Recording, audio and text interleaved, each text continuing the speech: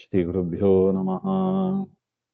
ಹರಿಕಥಾಮೃತ ಸಾರ ಗುರುಗಳ ಕರುಣದಿಂದ ಪಣಿತು ಪೇಳುವೆ ಪರಮ ಭಗವದ್ಭಕ್ತರಿದನಾದರದಿ ಕೇಳುವುದು. ಶ್ರೀಮದ್ ಹರಿಕಥಾಮೃತ ಸಾರ ಶ್ವಾಸ ಸಂಧಿಯಲ್ಲಿ 7ನೇ ಶ್ಲೋಕ.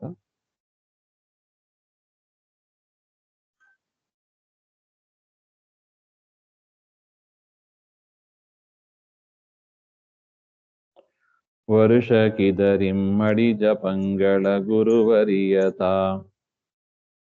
ಮಾಡಿ ಮಾಡಿಸಿ ದುರಿತಗಳ ಪರಿಹರಿಸುವನು ಚಿಂತಿಸುವ ಸಜ್ಜನರ ಸುರ ವಿರೋಧಿಗಳೊಳಗೆ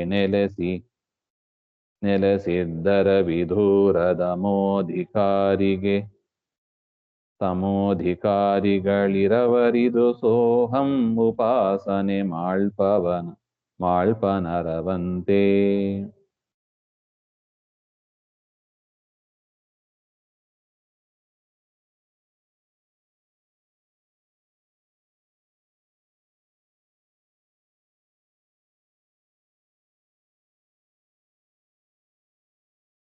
ಅಂದ್ರೆ ಹಿಂದೆ ನೋಡಿದ್ದೀವಿ, 1 ಗಂಟೆಗೆ, 1 ಯಾಮಕ್ಕೆ, 12 ತಾಸಿಗೆ ಮತ್ತು 1 ದಿನಕ್ಕೆ, 1 ಪಕ್ಷಕ್ಕೆ, 1 ತಿಂಗಳು, 1 ಋತು, 1 ಅಯನ, ಇದಕ್ಕೆಲ್ಲ ಹೇಗೆ ಮಾಡಬೇಕು, ಎಷ್ಟು ಜಪಗಳನ್ನು ಮಾಡ್ತಾರೆ ಅಂತ ನಾವು ಹಿಂದೆ ನೋಡಿದ್ದೀವಿ.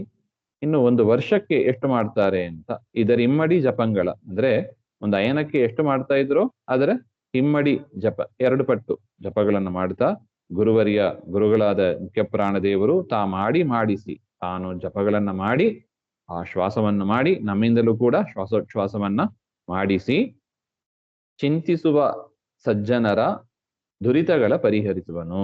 ಈ ರೀತಿಯಾಗಿ ಆ ಮಂತ್ರದ ಜಪವನ್ನ, ಹಂಸನಾಮಕ ಮಂತ್ರವನ್ನ ಜಪ ಮಾಡ್ತಾ ಇರತಕ್ಕವರು ಆ ಮಂತ್ರದ ಅರ್ಥವನ್ನ ಅರಿತು ಜಪ ಮಾಡುವ ಸಜ್ಜನರ ಕಷ್ಟಗಳನ್ನ ಪರಿಹಾರ ಮಾಡ್ತಾರೆ ಹಾಗೆ ಅಂತ. ಅದು ಅದ್ಭುತವಾದ ಹಂಸ ಮಂತ್ರ. ಅದು ಅದನ್ನ ಪುರುಷರು ಜಪ ಮಾಡಬೇಕು. ಯಾಕಂದ್ರೆ ನಿತ್ಯ ಉಸಿರಾಟ ಮಾಡೋದಕ್ಕೆ ಗುರುಗಳಾದ ಮುಖ್ಯ ಪ್ರಾಣದೇವರು ಬಳಸುವ ಮಂತ್ರ ಅದು. ಆ ಮಂತ್ರ ಹೇಳಿ ಅವರು ಜಪವನ್ನು ಮಾಡ್ತಾ ಇದ್ದಾರೆ. ನಾವು ಅದನ್ನು ಮಾಡಬೇಕು ಅಂತ ಒಟ್ಟು. ಈ ರೀತಿಯಾಗಿ ಅದರ ಅರ್ಥವನ್ನು ತಿಳಿದು ಯಾರು ಮಾಡ್ತಾರೋ ಅವರಿಗೆ ಬಂದ ಕಷ್ಟಗಳನ್ನೆಲ್ಲ ಪರಿಹಾರ ಮಾಡ್ತಾರೆ ಅಂತ ಹೇಳ್ತಾರೆ. ಅರವಿಧೂರನು, ದೋಷಗಳಿಲ್ಲದ ಆ ವಾಯುದೇವರು ಸುರ ವಿರೋಧಿಗಳೊಳಗೆ ನೆಲೆಸಿ, ಸುರರು ಅಂದ್ರೆ ದೇವತೆಗಳು, ಅವರ ವಿರೋಧಿಗಳು ಅಂದ್ರೆ ಯಾರು? ದೈತ್ಯರು, ಅಸುರರು, ಅವರಲ್ಲಿ ನೆಲೆಸಿದ್ದು. ನೋಡಿ, ಮುಖ್ಯ ಪ್ರಾಣದೇವರು ಸಜ್ಜನರಲ್ಲಿ ಮಾತ್ರ ಇರೋದಿಲ್ಲ, 3 ವಿಧ ಜೀವರಾಶಿಗಳಲ್ಲೂ ಇದ್ದಾರೆ. ಸಾತ್ವಿಕರು, ರಾಜಸರು, ತಾಮಸರು, ಎಲ್ಲರ ಒಳಗಿದ್ದು ಉಸಿರಾಟ ಆಡ್ಬೇಕಲ್ಲ. ಉಸಿರಾಟವನ್ನ ಮಾಡಿ ಅವರ ವತಿಯಿಂದಲೂ ಕೂಡ ಕೆಟ್ಟ ಕೆಲಸಗಳನ್ನ ಅಡಿಸಿ, ಯಾಕೆ ಅಸ್ವತಂತ್ರರು, ಜೀವರು ಅಸ್ವತಂತ್ರರು, ಪರಮಾತ್ಮನೇ ಮಾಡಿಸ್ಬೇಕು. ಪರಮಾತ್ಮ ಮುಖ್ಯ ಪ್ರಾಣದೇವರ ದ್ವಾರ ಎಲ್ಲ ಕೆಲಸವನ್ನು ಮಾಡಿಸ್ತಾನೆ. ಅದರಿಂದ ದೈತ್ಯರ ಒಳಗಿದ್ದು ಕೂಡ ನೆಲೆಸಿದ್ದು ಮಾಡಿಸಿ, ತಮೋಧಿಕಾರಿಗಳ ಇರವರಿದು, ತಮೋ ಯೋಗ್ಯರ ಆ ಯೋಗ್ಯತೆಯನ್ನು ಅರಿತು ಅವರಂತೆ ಸೋಹಂ ಉಪಾಸನೆ, ಅವರಂತೆ ನಾನೇ ಪರಮಾತ್ಮ ಎನ್ನುವ ಉಪಾಸನೆಯನ್ನು ಕೂಡ ಅವರ ವತಿಯಿಂದ ಮಾಡಿಸ್ತಾನೆ ಹಾಗೆ ಅಂತ. ನೋಡಿ, ಸಜ್ಜನರ ಒಳಗಿದ್ದು ಹಂಸ ಮಂತ್ರವನ್ನ ಜಪ ಮಾಡಿಸಿ ತಾನು ಮಾಡಿ ಸಜ್ಜನರಿಂದಲೂ ಕೂಡ ಹಂಸ ಮಂತ್ರ ಜಪವನ್ನು ಮಾಡಿಸುತ್ತಾರೆ. ಅದೇ ತರ ದೈತ್ಯರ ಒಳಗಿದ್ದು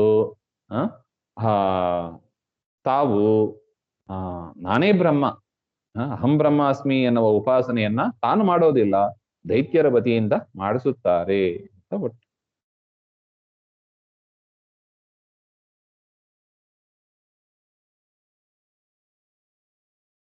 ಇಲ್ಲಿ ವ್ಯಾಖ್ಯಾನದಲ್ಲಿ ಕೊಟ್ಟಿದ್ದಾರೆ, ಒಂದು 6 ತಿಂಗಳಿಗೆ 38,88,000 38,88,000 ಜಪ ಅಂತ ಆದರೆ, 1 ವರ್ಷಕ್ಕೆ 77,76,000 ಜಪವನ್ನ ಮಾಡ್ತಾರೆ. ನೋಡಿ, 1 ವರ್ಷಕ್ಕೆ 77,76,000 ಜಪ ಮಾಡ್ತಾರೆ ಮುಖ್ಯ ಪ್ರಾಣದೇವರು. 3 ವಿಧ ಜೀವರಾಶಿ. ಎಷ್ಟು ಜೀವರಾಶಿಗಳು ಇದ್ದಾರೆ? ಜೀವರಾಶಿಗಳು ಅಂದ್ರೆ ಮನುಷ್ಯರು ಮಾತ್ರ ಇಲ್ಲ, ದೇವತೆಗಳಿಂದ ಶುರು. ದೇವತೆಗಳು, ಮನುಷ್ಯರು, ಪಶು ಪಕ್ಷಿಗಳು, ಪ್ರಾಣಿಗಳು, ಮರಗಿಡಗಳು ಎಲ್ಲ ಉಸಿರಾಡುತ್ತವೆ. ಎಲ್ಲರ ಒಳಗಿದ್ದು ಎಷ್ಟು ಒಂಥರ ಬೇಸರ ಅಂತಾನೆ ಇಲ್ಲ ನೋಡಿ. ಮಿಕ್ಕಿದ ಎಲ್ಲ ಭಾಗವು ಮಲಗಿದಾಗ ಸುಸ್ತಾಗ್ತವೆ, ಮಲಗಿತವೆ, ರೆಸ್ಟ್ ತಗೊಳ್ತವೆ. ಉಸಿರಾಟ ನಿಂತು ಅದರ ಗತಿ ಏನ್ ನೋಡಿ.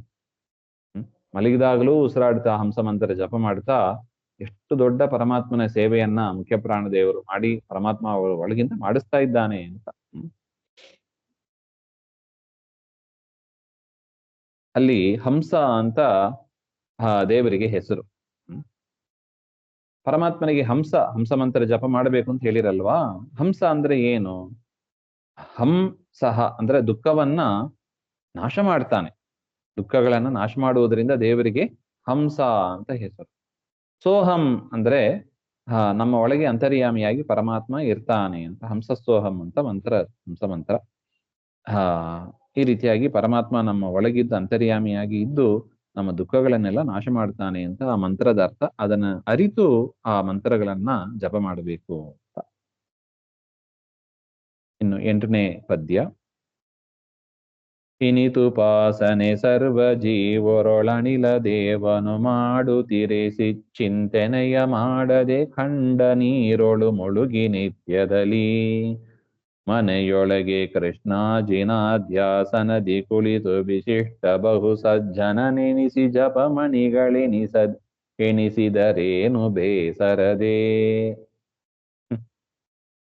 ಈ ರೀತಿಯಾಗಿ ಹಿಂದಿನ ಪದ್ಯದಲ್ಲಿ ಹೇಳಿದಂತೆ ಉಪಾಸನೆ ಹಂಸಮಂತ್ರ ಜಪವನ್ನ ಮುಖ್ಯ ಪ್ರಾಣದೇವರ ಒಳಗಿದ್ದು ಮಾಡ್ತಾರೆ. ಸರ್ವ ಜೀವರೊಳಿದ್ದು ಅನಿಲದೇವ ಅಂದ್ರೆ ವಾಯುದೇವರು ಮಾಡ್ತಾ ಇದ್ದಾರೆ ಅಂತ ಚಿಂತನೆಯನ್ನು ಮಾಡದೆ, ಈ ರೀತಿಯಾಗಿ ಚಿಂತನೆ ಮಾಡದೆ, ತಿಳಿದುಕೊಳ್ಳದೆ, ಉಪಾಸನೆ ಮಾಡದೆ ಕಂಡ ನೀರಿನೊಳಗೆ ಮುಳುಗಿ, ಯಾವ ನೀರು ಸಿಗ್ತದೋ ಅದರಲ್ಲಿ ಮುಳುಗಿ ನಿತ್ಯದಲ್ಲಿ ಮನೆ ಒಳಗೆ ಪ್ರತಿ ದಿವಸವೂ ಕೂಡ ಕೃಷ್ಣಾಜಿನ ಹಾಕೊಂಡು ನಾನಾ ವಿಧವಾದ ಪದ್ಮಾಸನ, ಈ ವೀರಾಸನ ಇತ್ಯಾದಿ ಆಸನಗಳಲ್ಲಿ ಕುಳಿತು ವಿಶಿಷ್ಟ ಅದರಿಂದ ಹೇರಳವಾದ ತಮ್ಮ ಸಂಪತ್ತು ಅಂತ ಬಹುಸಜ್ಜನರು ಎನಿಸಿ, ತಾವೇ ತುಂಬಾ ದೊಡ್ಡ ಸಜ್ಜನರು, ಸಂಪತ್ತನ್ನ ಪಡೆದ ಬಹುಸಜ್ಜನರು ಅಂತ ಎನಿಸಿ ತನ್ನನ್ನು ತಾನೇ ತಿಳಿದುಕೊಂಡು ಬೇಸರದೆ ಜಪಮಣಿಗಳು ಎನಿಸಿದರೇನು, ಸ್ವಲ್ಪ ಕೂಡ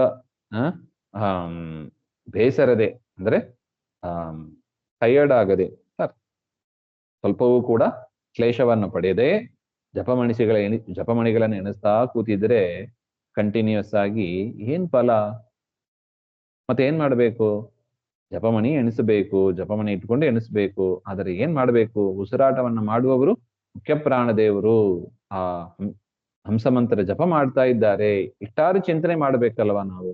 ನಾನೇ ಮಾಡ್ತಾ ಇದ್ದೀನಿ, ನಾನೇ ಸಜ್ಜನ ಹಾಗೆ ಅಂತ ನಮ್ಮನ್ನ ನಾವೇ ಕೂತಿದ್ರೆ ಒಳಗಿದ್ದು ಆ ಮುಖ್ಯ ಪ್ರಾಣದೇವರು ದೇವತೆಗಳು, ಅವರ ಒಳಗಿದ್ದು ಮುಖ್ಯ ಪ್ರಾಣದೇವರು, ಅವರ ಒಳಗಿದ್ದು ಪರಮಾತ್ಮ ಮಾಡುವ ಅನುಗ್ರಹ, ಪರಮಾತ್ಮನ ಪ್ರಯತ್ನ, ಇದು ಯಾವುದು ನಮಗೆ ತಲೆಗೆ ಬರೋದೇ ಇಲ್ಲ. ಎಲ್ಲ ನಾನು ಮಾಡಿದೆ. ಅದಕ್ಕೆ ಹೇಳಿದ್ದು ಜೀವ ಅಸ್ವತಂತ್ರ ಜೀವನು ಅಸ್ವತಂತ್ರ. ಯಾವ ಒಂದು ಕರ್ಮ ಉಸಿರಾಟ ಮಾಡೋದಕ್ಕೂ ಕೂಡ ನಾಲಾಯ್ಕ. ಸ್ವತಂತ್ರವಾಗಿ ಉಸಿರಾಟ ಮಾಡೋದಕ್ಕೆ ಜೀವ ಲಾಯ್ಕಲ್ಲದು. ಮತ್ತೆ ಯಾರು ಮಾಡಬೇಕು?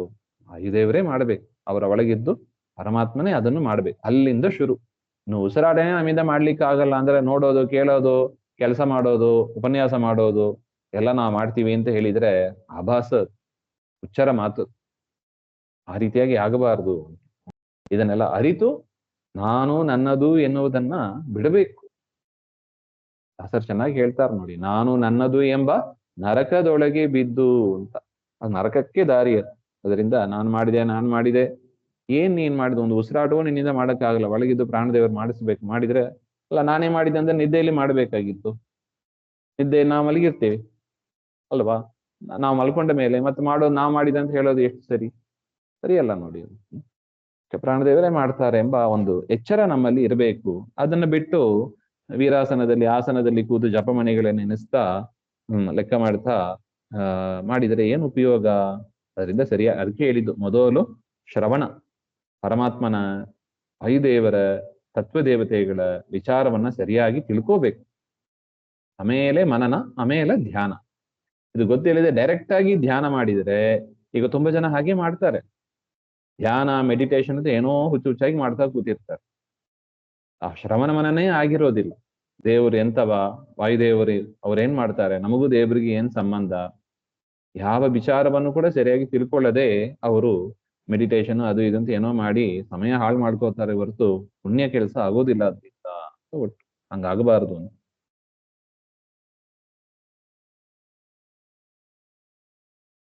ಓದನೋದಕವೆರಡು ತೇಜದೋಳೈದುವವು ಲಯ ತದಭಿಮಾನಿಗಳಾದ ಶಿವ ಪವನರು ರಮಾದೀನತ್ವವೈದುವರು. ಈ ದಿವಿಜರೊಡಗೂಡಿ ಶ್ರೀ ಮಧುಸೂದನನ ನೈದುವಳು ಎಂದರಿದಾದರದಿ ಅನ್ನೋದಕವ ಕೊಡು ಸುನುತ ಸುಖಿಸುತ್ತಿರು. ಇನ್ನು ಉಸಿರಾಟದ ಬಗ್ಗೆ ವಿಚಾರ ಹೇಳಿದರು. ಇನ್ನು ಕುಡಿಯುವ ನೀರು, ಅನ್ನ ಇತ್ಯಾದಿಗಳು, ಅದರ ಬಗ್ಗೆ ಕೂಡ ಹೇಳ್ತಾರೆ. ಓದನೋದಕವೆರಡು, ನಾವು ಉಣ್ಣುವ ಅನ್ನ, ಕುಡಿಯುವ ನೀರು ಎರಡು, ಇದೆರಡೂ ಕೂಡ ತೇಜದೊಳು ಲಯವೈದುವುದು, ಅಂದರೆ ಅಗ್ನಿಯಲ್ಲಿ ಸೇರುತ್ತದೆ. ನಾವು ತಿನ್ನುವ ಅನ್ನ ಎಲ್ಲಿ ಲಯ ಆಗ್ತದೆ? ಅಗ್ನಿಯಲ್ಲಿ ಲಯ ಆಗ್ತದೆ, ಅಂದ್ರೆ ಅಗ್ನಿಯಲ್ಲಿ ಸೇರುತ್ತದೆ ಅಂತ. ಹೌದು ತಾನೆ? ಈ ಹೈಡ್ರೋಕ್ಲೋರಿಕ್ ಆಸಿಡ್ ಅಂತಾರೆ, ಅದೇನ್ ಮಾಡ್ತದೆ? ಅದು ಒಂದು ರೀತಿಯಾದ ಉಷ್ಣವನ್ನೇ ಉಂಟು ಮಾಡುತ್ತೆ. ಅದರಿಂದ ಅದನ್ನ ಅಗ್ನಿ ಅಂತ ಕರಿತೀವಿ ನಾವು ಅಷ್ಟೇ. ಅದರಿಂದ ನಾವು ತಿನ್ನುವ ಅನ್ನ ಪಚನ ಆಗೋದು ಯಾವುದರಿಂದ? ಆ ಅಗ್ನಿಯಿಂದಲೇ. ಜಾಠರ ಅಗ್ನಿ ಅಂತ ಏನ್ ಕರಿತೀವಿ, ಅದೇ ಅದರಲ್ಲಿ ಲಯವನ್ನು ಹೊಂದುತ್ತದೆ, ಸೇರ್ತದೆ. ತತ್ವಾಭಿಮಾನಿಗಳಾದ ಶಿವಪವನರು, ಅನ್ನ ಮತ್ತು ಪಾನ ಇವುಗಳಿಗೆ ಅಭಿಮಾನಿಯಾದವರು ಯಾರು? ರುದ್ರ ಮತ್ತು ಶಿವಪವನರು, ರುದ್ರದೇವರು ಮತ್ತು ವಾಯುದೇವರು. ಅನ್ನ ಪಾನ ಇವೇ ಮೊದಲಾದವುಗಳಿಗೆ ಅಭಿಮಾನಿಗಳಾದವರು ರುದ್ರದೇವರು ಮತ್ತು ವಾಯುದೇವರು. ಅವರು ಏನಾಗುವರು? ರಮಾದೀನ ದ್ವೈಯೈದುವರು, ರಮಾದೇವಿಯರಲ್ಲಿ ಅವರು ಸೇರ್ತಾರೆ. ರುದ್ರದೇವರು ವಾಯುದೇವರಲ್ಲಿ, ವಾಯುದೇವರು ರಮೆಯಲ್ಲಿ ಲಯವನ್ನ ಹೊಂದುತ್ತಾರೆ. ಈ ದಿವಿಜರೊಡಗೂಡಿ ಶ್ರೀ ಮಧುಸೂದನನ ಐದುಗಳು, ಈ ಶಿವ ಮತ್ತು ವಾಯು ಈ ದೇವತೆಗಳನ್ನು ಕೂಡಿಕೊಂಡು ರಮಾ, ಅವಳಲ್ಲಿ ಮಧುಸೂದನ ನಾಮಕ ಮಧುನಾಮಕ ದೈತ್ಯನನ್ನು ಸಂಹಾರ ಮಾಡಿದ ಆ ಪರಮಾತ್ಮನಲ್ಲಿ ಅವರು ಸೇರ್ತಾರೆ, ಲಯವನ್ನ ಹೊಂದುತ್ತಾರೆ ಎಂದರಿತು. ಈ ರೀತಿಯಾಗಿ ಅರಿತು ತಿಳಿದು ಅನ್ನೋದಕವ, ಅನ್ನ ಮತ್ತು ನೀರು ಇದನ್ನ ಕೊಡುತ್ತಾ ಬ್ರಾಹ್ಮಣರಿಗೆ ಕೊಟ್ಟು ಉಣುತ್ತಾ ಸುಖಿಸುತ್ತಿರು. ನೀನು ಬ್ರಾಹ್ಮಣರಿಗೆ ಕೊಟ್ಟು ನೀನು ಕೂಡ ಉಂಡು, ಅದನ್ನೇ ಮೊದಲು ಕೊಡ್ಬೇಕಂತ, ಬ್ರಾಹ್ಮಣರಿಗೆ ಕೊಡದೆ ಊಟ ಮಾಡಬೇಡಿ ಅಂತ. ಬ್ರಾಹ್ಮಣರಿಗೆ ಕೊಟ್ಟು ನೀನು ಉಂಡು ಸುಖವಾಗಿ ಇರು. ನಾವು ನೋಡ್ತೀವಿ ನೋಡಿ, ವಿಜಯದಾಸರು ಇರ್ಬೋದು, ಮಹನೀಯರು ಇರ್ಬೋದು, ಪುರಂದರದಾಸರು ಯಾಯಿವಾರ ಮಾಡಿ ಪದಾರ್ಥಗಳನ್ನ ತರ್ತಾರೆ, ತಂದು ಅದನ್ನ ಅನ್ನ ಮಾಡಿ ಬ್ರಾಹ್ಮಣರಿಗೆ ಕೊಟ್ಟು ತಾವು ತಗೋತಾ ಇದ್ರು. ಹಾಗೇನು ನನಗೆ ಬ್ರಾಹ್ಮಣರನ್ನ ಕರೆಸ್ಬೇಕಂತ, ಕರೆಸಿ ಅನ್ನದಾನ ಮಾಡಿ ಆ ಮಿಕ್ಕಿದ್ದು ಏನಿದೆ ಅದನ್ನ ನಾವು ಸ್ವೀಕಾರ ಮಾಡಬೇಕು. ಸ್ವೀಕಾರ ಮಾಡುವಾಗ ಚಿಂತನೆ ಹೇಗಿರಬೇಕು? ಅನ್ನಪಾನಕ್ಕೆ ಅಭಿಮಾನಿಯಾಗಿ ರುದ್ರದೇವರು ಮತ್ತು ವಾಯುದೇವರು ಅವರು ಲಕ್ಷ್ಮೀದೇವಿಯಲ್ಲಿ ಲಯವನ್ನು ಹೊಂದುತ್ತಾರೆ. ಆ ಲಕ್ಷ್ಮೀದೇವಿ ಪರಮಾತ್ಮನಲ್ಲಿ ಲಯ ಹೊಂದುತ್ತಾರೆ. ಅದರಿಂದ ನಾವು ತಿನ್ನುವ ಅನ್ನ ಅಥವಾ ನಾವು ಕೊಡುವ ಅನ್ನ ಬ್ರಾಹ್ಮಣರಿಗೆ, ಇದು ನಮ್ಮ ಹೊಟ್ಟೆಯಲ್ಲಿ ಮಾತ್ರ ಇಲ್ಲ, ನಾವೇನ್ ದಾನ ಮಾಡ್ತೀವಿ ಆ ಬ್ರಾಹ್ಮಣರು ಅದನ್ನು ಸ್ವೀಕಾರ ಮಾಡ್ತಾರೆ. ಅವರು ಕೂಡ ಈ ರೀತಿಯಾಗಿಯೇ ಪರಮಾತ್ಮನಿಗೆ ಆ ಅನ್ನವೈ ಸೇರುತ್ತದೆ ಎಂಬ ಒಂದು ಚಿಂತನೆ ನಮ್ಮಲ್ಲಿ ಇರಬೇಕು. ನಾವು ಊಟ ಮಾಡಿದಾಗಲೂ ಕೂಡ ಆ ಚಿಂತನೆಯೇ ಇರಬೇಕು. ಹಾಗಿದ್ರೆ ನಾವು ಸುಖವಾಗಿ ಇರ್ಲಿಕ್ಕೆ ಸಾಧ್ಯ. ಯಾಕೆ? ಪರಮಾತ್ಮನನ್ನ ಮರೆತು ನೀ ಏನೇ ದಾನ ಮಾಡಿದರೂ ಕೂಡ ಅದು ವ್ಯರ್ಥವೇ. ಪರಮಾತ್ಮನೇ ಇದನ್ನ, ಪದಾರ್ಥದಲ್ಲೂ ಪರಮಾತ್ಮನೇ, ತೆಗೆದುಕೊಂಡು ಜೀರ್ಣ ಮಾಡುವವನು ಕೂಡ ಪರಮಾತ್ಮನೇ. ಈ ಎಚ್ಚರ ನಮ್ಮಲ್ಲಿ ಇರಬೇಕು. ಒಟ್ಟು ಮುಂದಿನ ಶ್ಲೋಕ ಮತ್ತೆ ನೋಡೋಣ. ಶ್ರೀಮಧ್ವಾಂತರ್ಗತ ಶ್ರೀಕೃಷ್ಣ ಅರ್ಪಣಮಸ್ತು. ಶ್ರೀ ಹರೇ ನಮಃ.